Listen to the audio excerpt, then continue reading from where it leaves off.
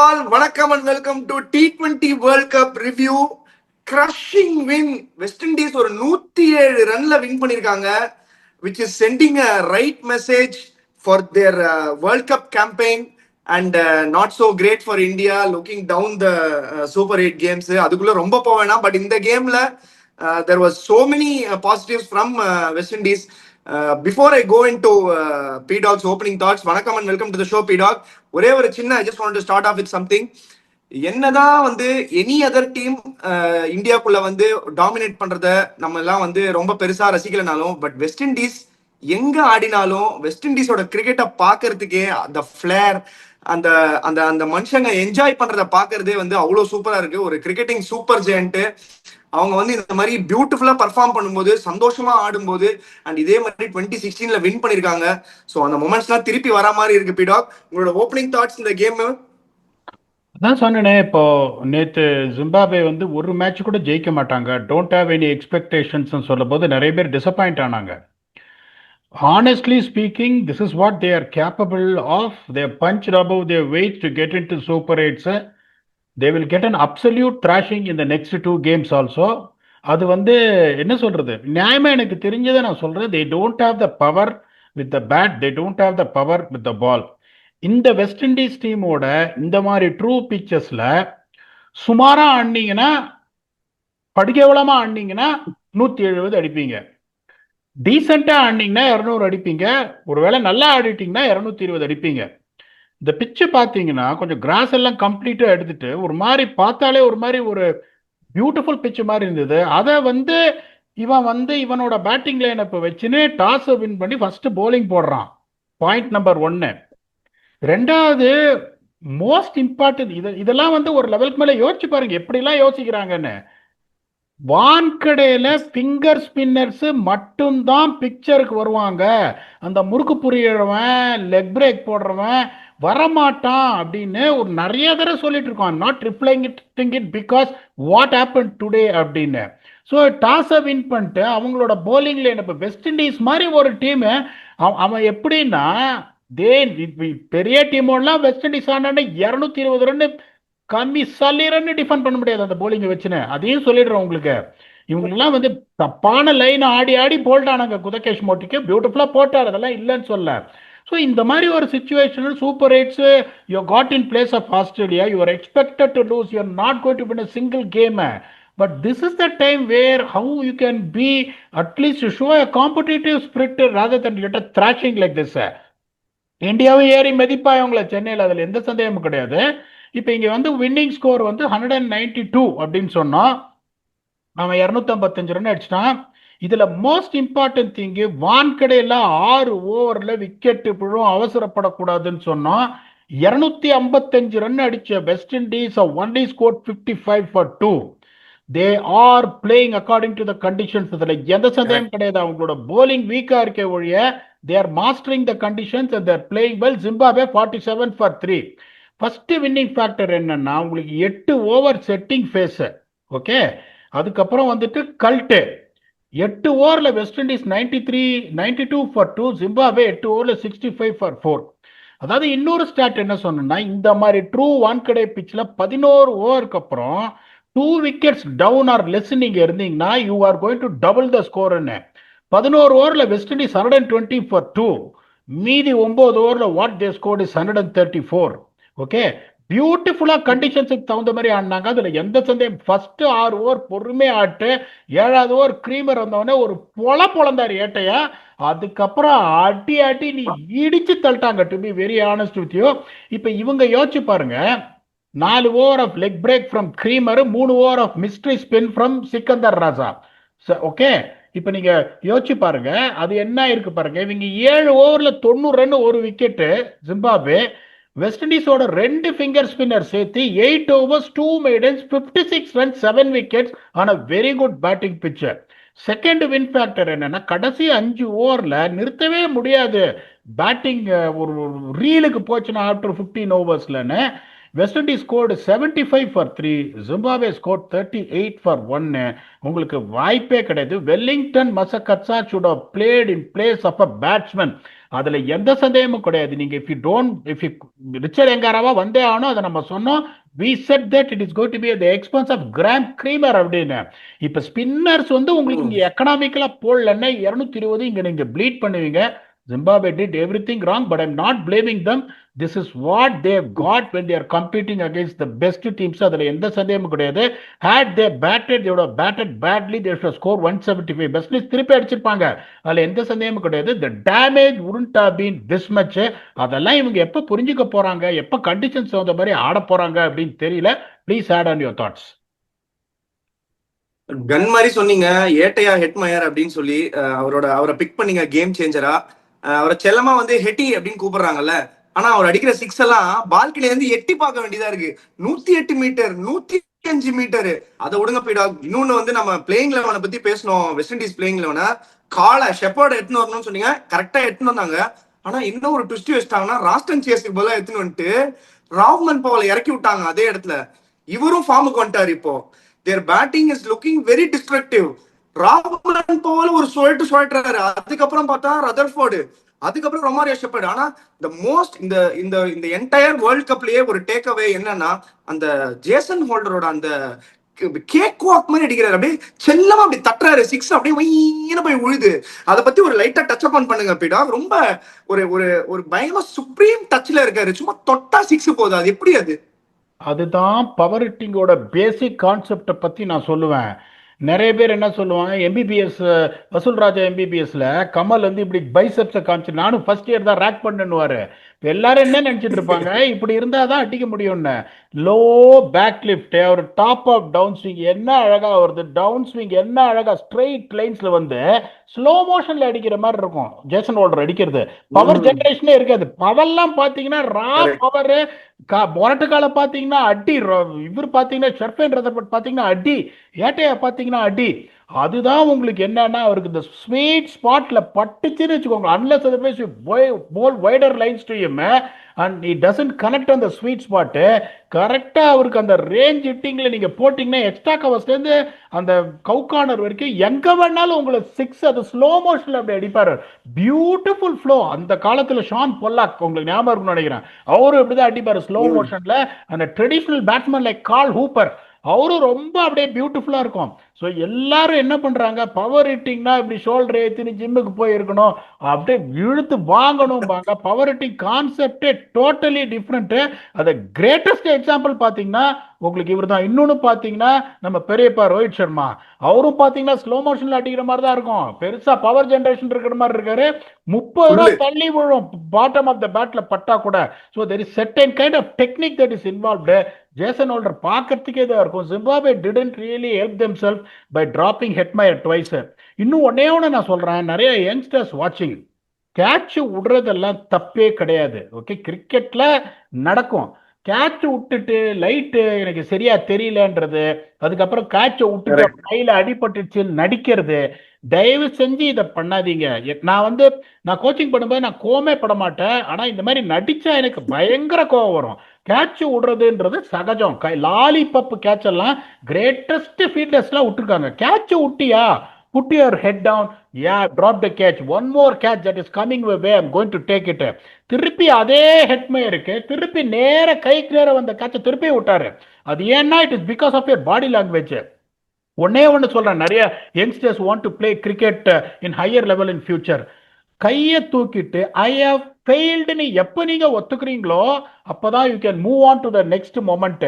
நிறைய பேர் என்ன பண்ணுவான், ஒன்றும் இல்லை கண்ணு தெரியல லைட்டு தெரியல அதுன்றான்.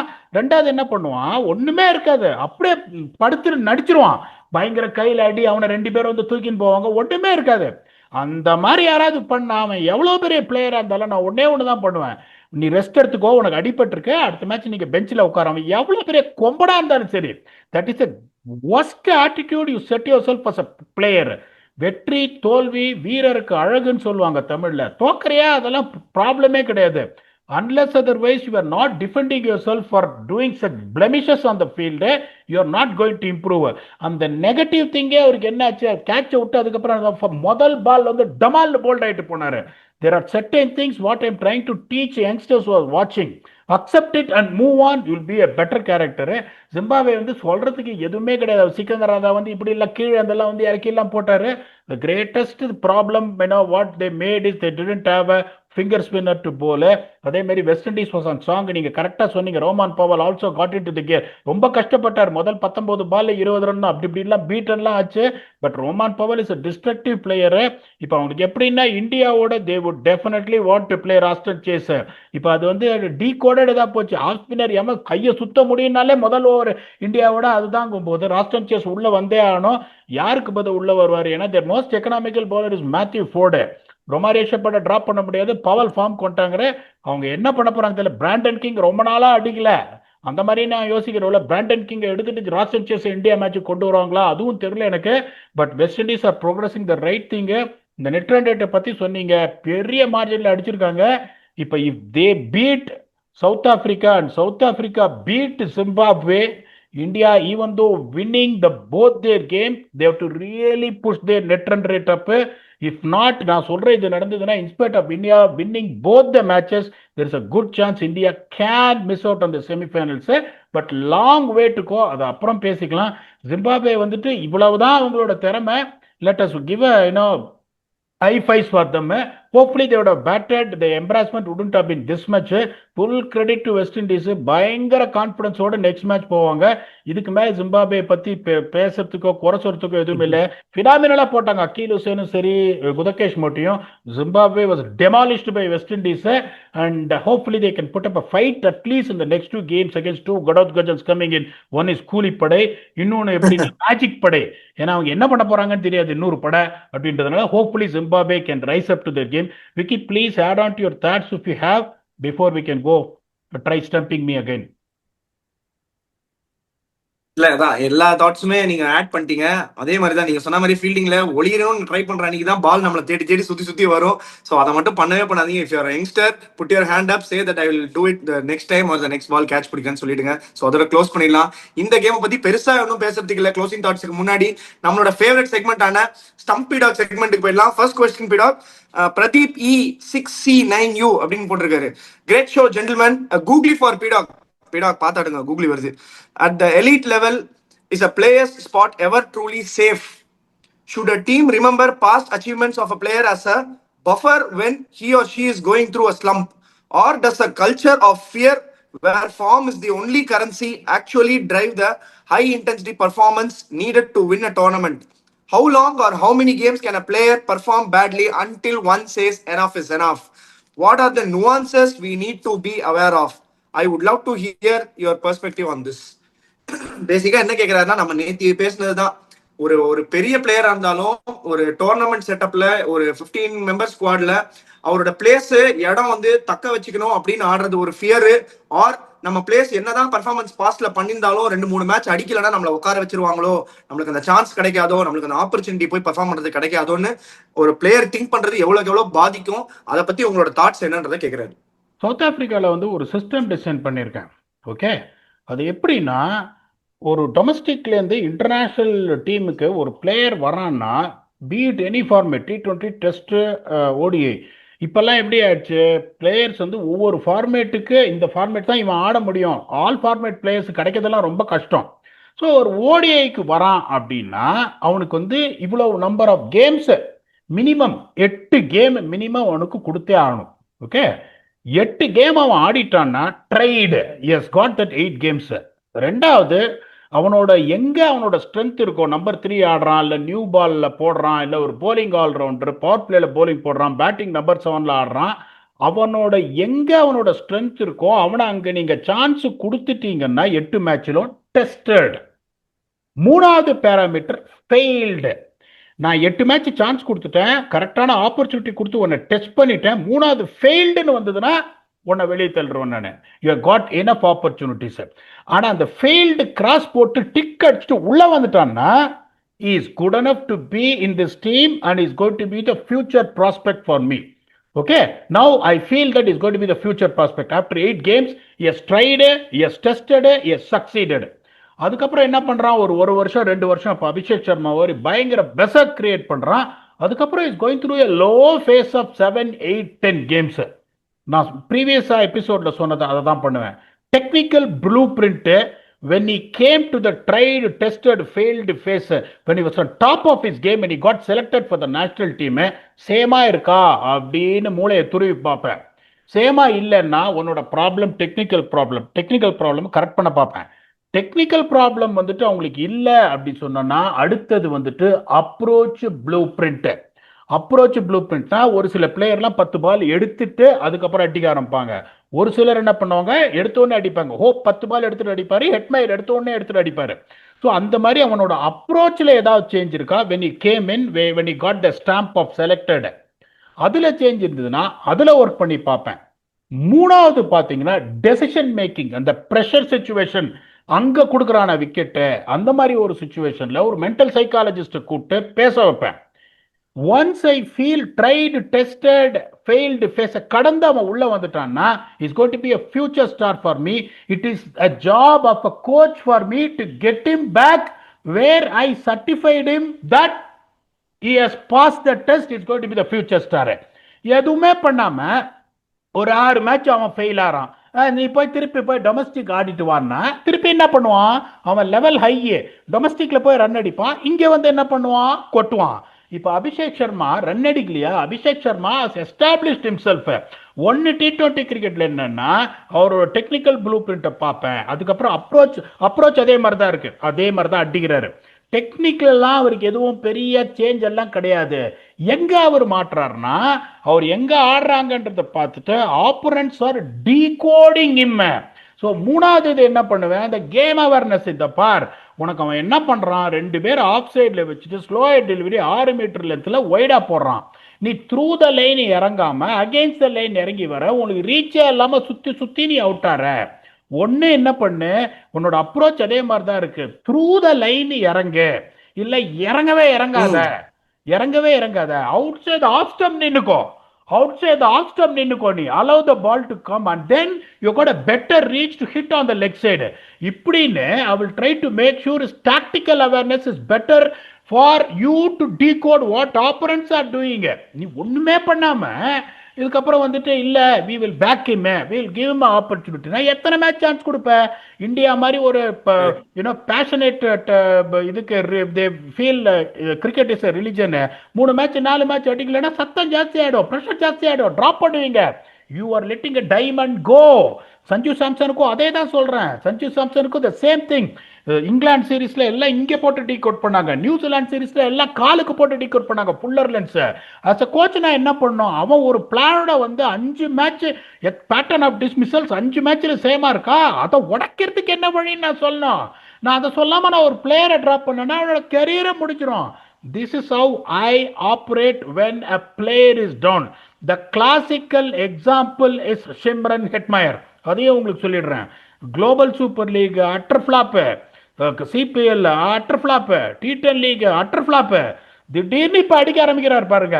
அப்படிங்கும் போது ஒரு டெக்னிக்கை சேஞ்ச் பண்ணிருக்காரா இல்ல, அப்ரோச்சை சேஞ்ச் பண்ணிருக்காரா இல்ல, but is pattern of dismissals for both fast bowlers and spinners are the same. So அதுதான் ஒரு ப்ரெசன்டேஷன் அவர் காமிச்சேன். அவரை நேராக பார்க்க முடியல, அதுக்கப்புறம் நான் வந்துட்டேன். உன்னை இந்த மாதிரி தான் ட்ரை பண்றாங்க, ஓவர் த விக்கெட்லேருந்து ஃபாஸ்ட் பவுலர்ஸ் போட்டு இந்த மாதிரி நீ ஆடு அப்படின்னு. அப்படியா சொல்ற, ஓகே அப்படின்னாரு. இப்ப அவருக்கு அந்த கான்பிடன்ஸ் வந்துச்சு. இப்ப போட்டின தூக்கி சொருகிறாரு 6. So as a coach you should know technical blueprint, approach blueprint, mental aspect blueprint, அதுக்கப்புறம் இந்த opponents are decoding. Only then as a coach you can save a player. ஒரு கோச்சுங்கிறவன் doctor எப்படி மனுஷனை காப்பாத்துறானோ உயிருக்கு, அதே மாதிரி பிளேயரை காப்பாத்துறவன் ஒரு கோச்.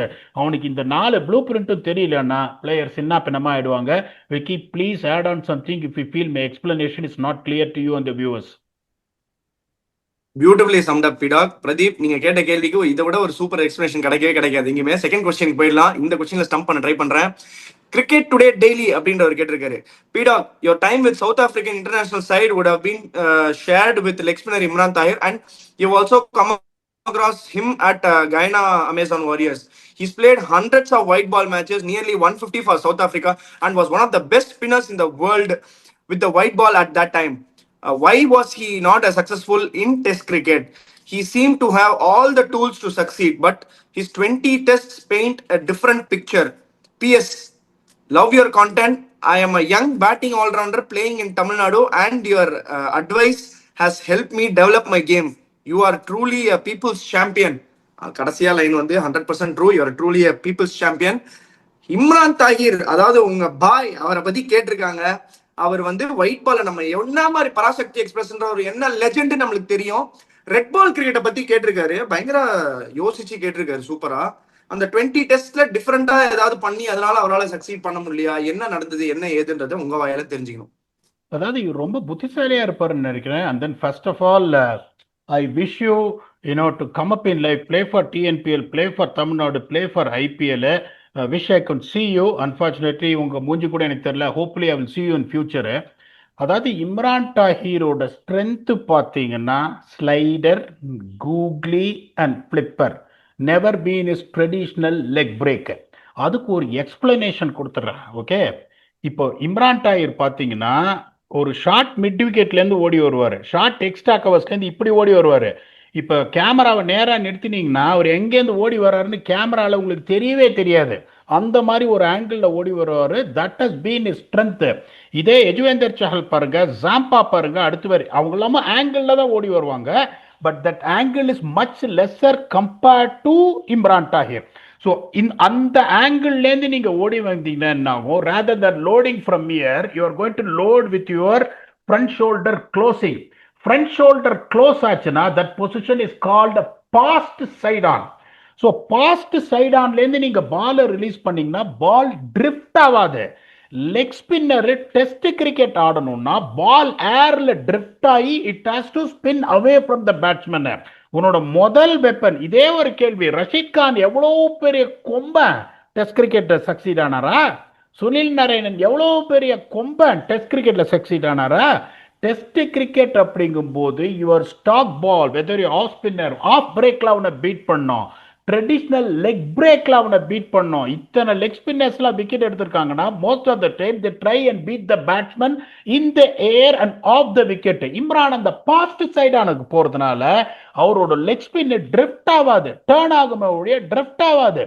இந்தியாலாம் வந்து டெஸ்ட் ஆடினாரு 2015. அங்கேயும் அவரோட விக்கெட்ஸ் எல்லாம் பார்த்தீங்கன்னா கூகுளி ஸ்லேடர் பிளிப்பர் தான். ஓகே, அந்த பிக்சர்ஸ் பயங்கர மோசமா இருந்தது. அப்ப நாக்பூர்ல அன்பேபிள் 79 ஆல் அவுட், நாங்க முட்டிலே அடிச்சுட்டு டப்பு டப்புன்னு. ஸோ இந்த மாதிரி சவுத் ஆப்பிரிக்கால ட்ரூ விக்கெட்ஸ்ல உங்களுக்கு ட்ரிஃப்ட் இல்லைன்னா ஃபீட்டை யூஸ் பண்ணி நொறுக்கிடுவாங்க பேட்ஸ்மேனை.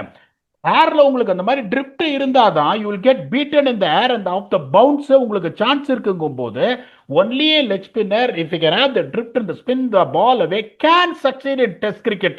It will be a bonus if you play in subcontinent. சேனா கண்ட்ரீஸ்ல உங்களுக்கு அந்த drift இல்லைன்னா you are never going to threaten the batsman. That is the only reason, unfortunately, the star used to be in ODI cricket and T20 cricket. அதை replicate பண்ண முடியல. Vicky, please, if you feel that I missed out on some points, please add on. இல்ல, add on பண்றதுக்குல எனக்கு one more thing. Anil Kumble legend of the game. அவரும் ரொம்ப திருப்ப மாட்டாருன்றது தான் எல்லாருக்குமே தெரியும். பட் அவர் என்ன ஆஸ்பெக்ட்ல வந்து அவ்வளவு விக்கெட்ஸ் அண்ட் அவ்வளவு நம்பர் ஆஃப் டெஸ்ட் கிரிக்கெட் ஆடினார் பீடா? வாட் இஸ் தட் யூஎஸ்பி அவர்கிட்ட இருக்கிறது என்னது? Beautiful bounce. ஒரே ஒரு ஃபேக்டர் பவுன்ஸ். தாவாங்கட்டையை உடைச்சிருவாரு. நீங்க பிச்சு அன்னீவனா இருந்ததுன்னா அவரோட பேரு ஜம்போ ஜெட், நீங்க கேள்விப்பட்டிருப்பீங்க. ஏன்னா விக்கெட் கீப்பர் அந்த காலத்துல ஹெல்மெட் போட மாட்டாங்க, இப்பதான் வந்து பயந்துன்னு போடுறாங்க. நயன் மோங்கிய சொல்லுவார், ஒவ்வொரு பாலும் பயந்துனே இருப்பாங்க, எங்க தாவாங்கட்ட பேந்துருமோன்னு. நல்ல ட்ரூ விக்கெட்லயும் பாத்தீங்கன்னா அந்த tall release. Anil Kumble is open chested, is not side on or fast side on like any one. Open செஸ்டடா அங்கேருந்து போடுறதுனால has lot of power generation from the shoulder. He is also not a big spinner of the ball until the pitches break and assist him. ஆனா அந்த bounce பாருங்க, அந்த tall release அங்கேருந்து அவர் போடுவார். கூகுளே அவருக்கு பெருசா திரும்பாது. அவரை முன்னாடி வந்து நீங்க ஆடவே முடியாது. எக்கு தப்பா நீங்க இப்ப ஸ்மூதர் த பால்னுவான் கோச் எல்லாம். ஸ்மூதர் த பால் முன்னாடி வந்து தாவாங்கட்டில் அடிக்கும். அவரோட நிறைய இது பாத்தீங்கன்னா நீங்க பின்னாடி போட்டு பட்டார்னு போல்டு, முன்னாடி வந்து இங்கே ஆட போயிட்டு சிலி பாயிண்ட்ல கேட்ச், ஷார்ட் லெக்ல கேட்ச், இதுல ஸ்லிப்ல கேட்ச். இன்னொன்னு சல்லி ரன்னு கொடுக்க மாட்டாரு. இந்த ஃபுல் ஆமா. டாஸ் நிறைய லெக் ஸ்பின்னர் பாத்தீங்கன்னா நிறைய ஃபுல் டாஸ் போடுவாங்க, அரைக்குழி போடுவாங்க. அவரு சல்லி ரன்னு கொடுக்க மாட்டார். லைனா இருக்கட்டும், லென்த்தா இருக்கட்டும், 100 பால் போட்டோம்னா 92 பால் ஒரே இடத்துல போடுவாரு. The most important thing, he kills the patience of the batsman. Second thing is the speed and bounce. அதனால தான் Anil Kumble is successful. It's a bottom line. He followed that blueprint in T20s when he played for RCB, where I was lucky to be part of the team, and has been sensational in ODI. It has been absolutely phenomenal in Test cricket. He has got one blueprint. மத்தவனை பார்த்து அவனுக்குலாம் பால் எப்படி திரும்புது, நான் release position அப்படி கொண்டு வரேன், அவர் எதுவுமே பண்ணல. He sticked out his strengths and he succeeded. There will be only one Anil Kumble who are born, who have played cricket. There won't be another Anil Kumble. பா, இந்த மாதிரி ஒரு எக்ஸ்பிளனேஷன் வந்து எங்கேயுமே எதிர்பார்க்க முடியாது. வெரி வெரி வெல் டன் பிடாக். இந்த செக்மெண்ட்ல பியூட்டிஃபுல், அனதர் 2 பியூட்டிஃபுல் கொஸ்டின்ஸ். இதே மாதிரி கொஸ்டின்ஸ் அனுப்பிக்கிட்டே இருங்க. எனக்கும் அந்த டைம்ல தோன்றதை கரெக்டா பிக்கப் பண்ணி அவர்கிட்ட எடுத்துட்டு வந்து சேர்க்கிறேன். அவரோட எக்ஸ்பிளனேஷன் பியூட்டிஃபுல்லா இருக்கு. இந்த எபிசோடோட இந்த செக்மெண்ட்டை நான் ரொம்ப லைக் பண்ணேன். பிடாக், இந்த கேமுக்கு க்ளோசிங் தாட்ஸ் கொடுத்துருங்க. அதான் நான் சொல்றேன், இப்ப நான் ஜிம்பாப்வே இருந்தா அப்படிதான் டிராயிங் போர்டை பார்ப்பேன். இவ்வளோ பேடா ஆடிட்டு நான் 147 ரன் அடிச்சிட்டேன். அவன் எவ்வளோ அடிச்சான்றது எனக்கு கணக்கு இல்லை. ஏன்னா எனக்கு போலிங் வெரைட்டி இல்லை, அவ்வளோ கில் இல்லை. ஏன்டா நான் வந்து டாஸ் வின் பண்ணி போலிங் போட்டேன்? அது எப்படின்னா, எப்படி யோசிப்பாங்க, வெஸ்ட் இண்டீஸ் மாதிரி டீமோடலாம் எவ்வளோ ரன் அடிச்சாலும் டிஃபெண்ட் பண்ண முடியாது, அதனால அவனை போலிங் போட்டு ஒருவேளை அவன் பேட்டிங் கொலாப்ஸ் ஆயிட்டான்னா அந்த ஒருவேளைக்கு சான்ஸ் எவ்வளோ இருக்கிறது is what they have to honestly think about. Next இந்தியாவோட ஆடுறாங்க. இப்போ இந்தியாவோட எப்படி யோசிப்பாங்க, இந்தியா வந்து 111க்கு ஆல் அவுட் ஆயிட்டான், போலிங் போட்டு நம்மளும் வந்து அந்த கான்ஃபிடன்ஸாக இருக்கணும், தப்பு பண்ணாங்கன்னா இந்தியா வந்து கரும்புள்ளி சம்புள்ளி குத்தி அமைச்சிருவாங்க. உன்னோட ஸ்ட்ரென்த் என்ன, நான் பேட் பண்றேன், நோ ப்ராப்ளம், ஒரு 160 அடிக்கிறேன்னா 18 ஓவர் நான் தள்ளுறேன் ஆப்போசிஷனை, I can put my thumbs up to say that I'm proud of my team in it, because they have already made their nation proud by getting into Super 8s. I don't want them to get any more hammering. West இண்டீஸுக்கு வேண்டியது ஒரே ஒரு victory, ஒரே ஒரு victory. 2 மேட்ச்ல ஒரு match க்ளோஸா தோத்துட்டு ஒரு மேட்ச் அவன் ஜெயிச்சிட்டான்னா West Indies will be in the semifinal. அந்த question is going to be who else are going to join them. அவனுக்கு ரொம்ப சிம்பிள், அவன் தோக்குற ஒரு மேட்ச் க்ளோஸா தோக்கணும், அதுக்கப்புறம் ஜெயிக்கிற மேட்ச் எப்படி இருந்தாலும் பரவாயில்ல, because net run rate is not going to get affected much, because 110 ரன்ல அவன் ஜெயிச்சிருக்கான். இப்போ 108 107 ரன்ல ஜெயிச்சிருக்கான். +5ல இருப்பான், அவன் +3.8ல இருக்கான் சவுத் ஆப்பிரிக்கா. அப்படிங்கும் போது west Indies will be only licking their lips to say, guys, one more game. They are playing in Ahmedabad. அடுத்த national highway 7, national highway 47 Kolkata against India. அப்படிங்கும் போது அவங்களுக்கு மோர் தேன் எனஃப். அவங்களோட பேட்டிங் கிளிக் ஆயிடுச்சுன்னா, கிளிக் ஆகி ஒரு 210 ரன் அடிச்சாலும் I don't see any other team chasing that in 14 overs or 13 overs where the net run rate will be intact. So West Indies got a great opportunity to get into top 4. It is heating up. பாப்போம் என்ன நடக்குதுன்னு. அதுக்கப்புறம் விக்கி வந்து செல்லமா சொல்லுவார், பாலக்கேலே அப்படின்னு. அங்க ஒரு சம்பவம் நடக்க இருக்கு. நான் வந்துட்டு முதல்லேருந்தே சொல்லிட்டு இருக்கிற இங்கிலாந்து, விக்கியும் அது ஆமான்னு சொல்லிட்டு இருந்தாரு. அதுக்கப்புறம் வர்சஸ் மார்க் ஆண்டனி, வாழ்வா சாவா அப்படின்றது நாளைக்கு தெரிஞ்சிடும். Our next episode is going to be the match preview between England and Pakistan to be played in Pallekele with your very own Blas Vignesh. Until then, thanks a lot and bye-bye.